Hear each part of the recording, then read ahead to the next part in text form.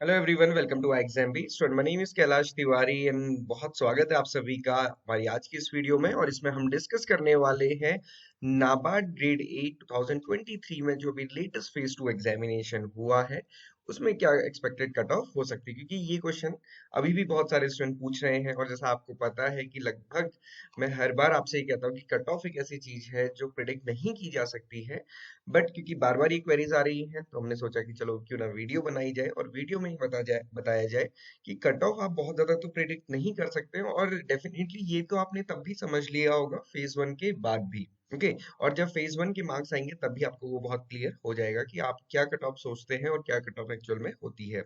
यहाँ पे लर्निंग क्या है 2024 के लिए ये हम डिस्कस करेंगे, बट उससे पहले एक्सपेक्टेड कट ऑफ का थोड़ा सा हम डिस्कशन कर लेते हैं। यहाँ पे जो भी हम डिस्कशन करेंगे उसके बाद ये जो फिल इन द ब्लैंक है ये आप ही को फिल करना है, स्पेशली उनको जिन स्टूडेंट ने ये एग्जामिनेशन दिया है। 2021 की कंडीशन आप देखेंगे, 2021 में एआरडी में पहला क्वेश्चन बहुत डिफिकल्ट था जो 15 मार्क्स का था, एनिमल हस्बेंड्री का क्वेश्चन पूछा गया था। उस टाइम पे जो जनरल की कट ऑफ थी ये 118.42 थी। 2022 में आप देखेंगे पेपर जैसा इस बार है, डिस्क्रिप्टिव पैटर्न सिमिलर वैसा ही था और जो कट ऑफ थी वो 130.50 थी।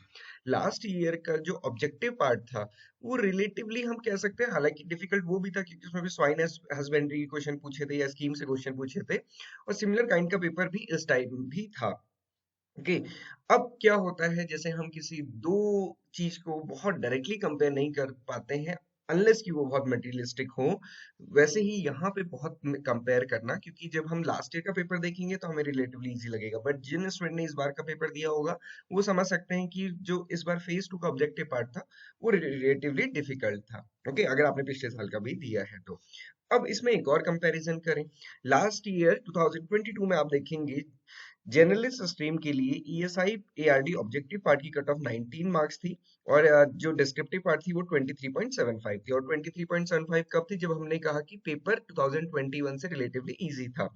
अब जब हमने कहा कि रिलेटिवली इजी था तब कट ऑफ कितनी थी? तब कट ऑफ थी 21.25। अब आप देखिए कितना कम डिफरेंस इसमें है।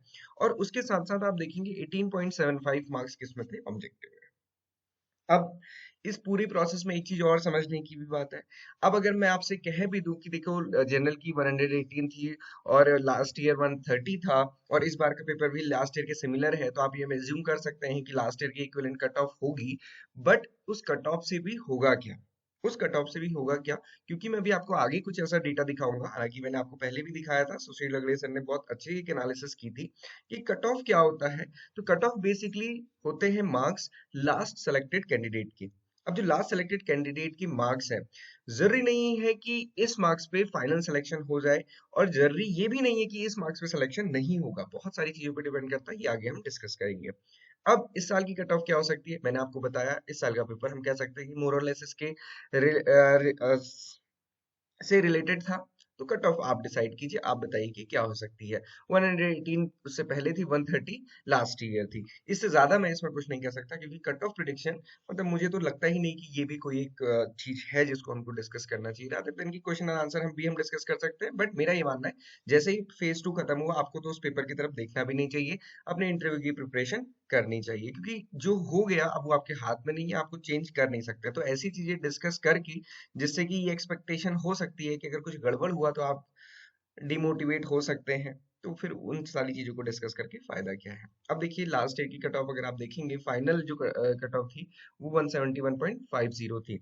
आप देखेंगे यहाँ पे 130.50 है और यहाँ पे 171.50, मतलब 41 मार्क्स आगे। तो इंटरव्यू में 41 मार्क्स प्लस होने चाहिए थे अगर किसी के वो मार्क्स थे। अब इसमें एक चीज देखने की है, 2021 का डेटा हमने एनालाइज किया था सारे स्टूडेंट्स का, सारे सेलेक्टेड स्टूडेंट्स का।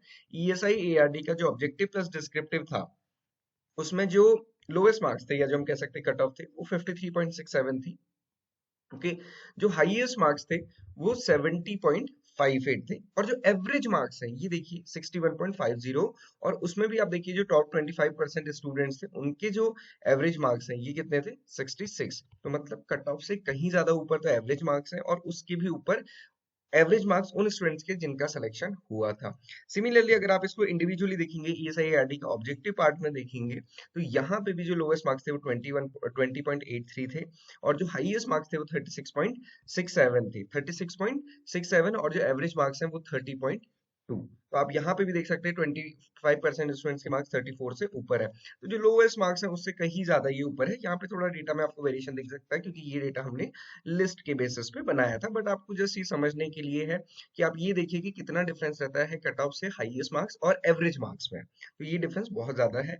सिमिलरली अगर आप डिस्क्रिप्टिव पोर्शन का भी देखेंगे तो लोएस्ट मार्क्स हम अगेन अगेन 23 और जो कट ऑफ जो एवरेज मार्क्स हैं वो 31.3 और जो हाईएस्ट मार्क्स हैं वो 37। तो इससे ये कहीं ज्यादा है। और ये डिफरेंस आप देखेंगे 25% स्टूडेंट्स के मार्क्स कितने थे 34.8 अगेन। तो कट ऑफ बहुत ज्यादा कोई क्राइटेरिया हमें नहीं बताता है। तो इस डिस्कशन में ना ही रहें तो ही अच्छा है। इस पूरी वीडियो का आप जस्ट ये समझ सकते हैं कि कट ऑफ को डिस्कस नहीं करना है और आपको अपने इंटरव्यू की प्रिपरेशन करनी है जो आपको आई एग्जाम भी कराएगा। और आई एग्जाम में हम हमेशा डिस्कस करते हैं कि आजकल बहुत सारा क्लटर है, इतनी सारी इंफॉर्मेशन है, उसके बीच में डायरेक्ट टू द पॉइंट और क्रिस्प इंफॉर्मेशन के लिए आई एग्जाम भी आपको सारी इंफॉर्मेशन प्रोवाइड करता है सो दैट कि आप अपनी प्रिपरेशन 50% फास्टर कर सकें। इंपॉर्टेंट चीज है कि अगले साल के लिए आपको क्या करना है। और खासकर जो स्टूडेंट्स ने इस बार भी पेपर दिया था प्रीलिम्स का बट किसी भी रीजन से सिलेक्शन नहीं हुआ क्योंकि प्रिपरेशन अच्छी है और नेक्स्ट ईयर आप फिर से प्रिपेयर करना चाहते हैं, तो सबसे पहले आपको प्रीवियस ईयर पेपर को बहुत अच्छे से एनालाइज करना है। प्रीवियस ईयर बोले तो जो अभी 2023 में हुआ है, मेंस का पेपर भी बहुत अच्छे से देखिए और समझिए।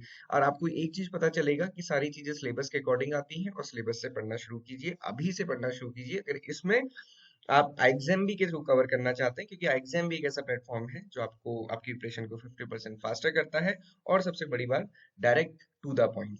आजकल आप देखते हैं हमको इतना सारा सारा लेंदी लेंदी ज्ञान मिल रहा है, उसकी जगह शॉर्ट टू द पॉइंट बात करने के लिए एग्जाम भी आपके पास है। और आज हमारी ब्लैक फ्राइडे सेल है जिसमें आपको 50% ऑफ मिल सकता है। तो अगर आप कोर्स में इंटरेस्टेड है तो आप डेमो देख सकते हैं, उसके बाद ये डिसाइड कर सकते हैं। सबसे पहले प्रिपरेशन प्रीवियस ईयर पेपर और मॉक टेस्ट के थ्रू ही करनी है, तो वो आपको फ्री हमारी ऐप पे मिल जाएंगे, आप हमारी ऐप डाउनलोड कर सकते हैं। So this is all for today, thank you for watching this video and have a great day.